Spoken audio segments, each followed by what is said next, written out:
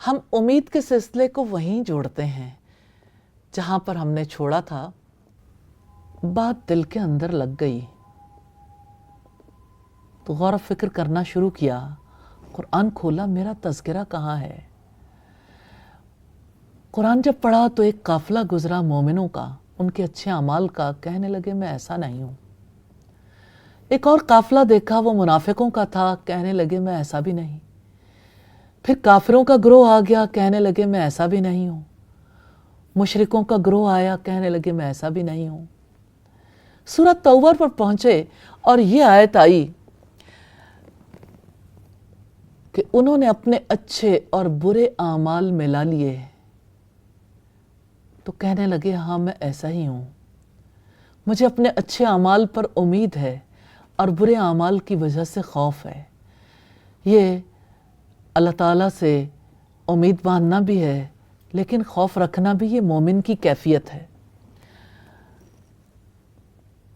سورۃ توبہ کی یہ آیت نمبر 102 ہے، خلطوا عملا صالحا وآخر سیئا، کہ انہوں نے اپنے اچھے اور برے اعمال ملا لیے۔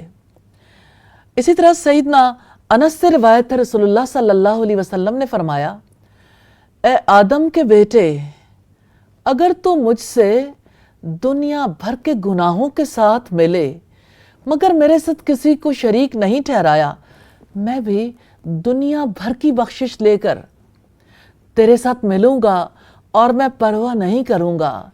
اے آدم کے بیٹے، اگر تیرے گناہ آسمان کی بلندیوں تک پہنچ جائیں پھر تو مجھ سے بخشش طلب کرے تو میں تجھے بخش دوں گا۔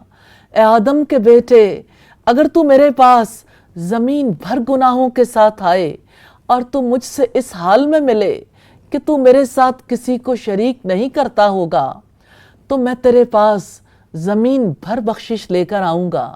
یہ صحیح بخاری کی روایت ہے 2441 نمبر پر، اور بہت ہی پیاری روایت ہے، سیدنا عبداللہ ابن عمر کے حوالے سے ہمیں ملتی ہے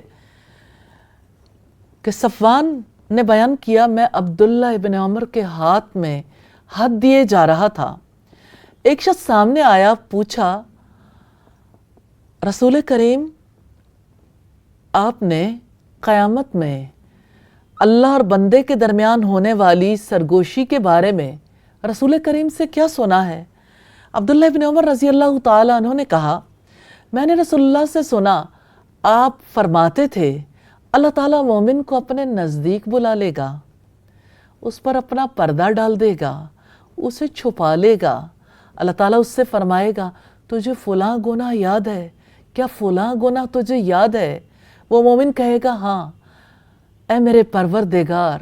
آخر جب وہ اپنے گناہوں کا اقرار کر لے گا اور اسے یقین آ جائے گا کہ اب وہ ہلاک ہوا تو اللہ تعالیٰ فرمائے گا میں نے دنیا میں تیرے گناہوں پر پردہ ڈالا تھا، آج بھی میں تیری مغفرت کرتا ہوں۔ چنانچہ اسے اس کی نیکیوں کی کتاب دے دی جائے گی، لیکن کافر اور منافق کے متعلق ان پر گواہ یعنی ملائکہ، انبیاء اور تمام جن و انس سب کہیں گے کہ یہی لوگ ہیں جنہوں نے اپنے پروردگار پر جھوٹ باندھا تھا، خبردار ہو جاؤ ظالموں پر اللہ تعالیٰ کی پھٹکار ہوگی۔ تو یوں ہمیں یہ پتہ چلتا ہے کہ اللہ رب العزت اس دن بھی کیسے مومن کو اپنی ذات سے امید دلائیں گے اور کس طرح سے اسے دکھائیں گے کہ تمہارے اعمال تو اس قابل نہیں ہیں لیکن میری ذات کے ساتھ تمہارا تعلق ایسا ہے جس کی وجہ سے میں تمہیں معاف کرتا ہوں۔ تو بات ہے امید کی، جو علاج ہے ان لوگوں کے لیے جن پر نا امیدی غالب آ جاتی ہے اور وہ اللہ تعالیٰ کی عبادت چھوڑ بیٹھتے ہیں۔ امید دوا ہے ایسے شخص کے لیے جس پر خوف غالب آ جاتا ہے تو وہ خود اپنے آپ کو، اپنے گھر والوں کو تکلیف دیتا ہے۔ مومن کو ہمیشہ خوف اور امید کے بین بین رہنا چاہیے۔ امام ابن تیمیہ کہتے ہیں اللہ تعالیٰ کی طرف دلوں کی تحریک کے 3 محرکات ہیں، محبت، خوف اور امید۔ جس میں رب سے محبت قوی ہے، اللہ تعالیٰ کے ماں سوا کسی سے امید باندھنا گمراہی ہے اور اس کا مرتکب مشرک ہے۔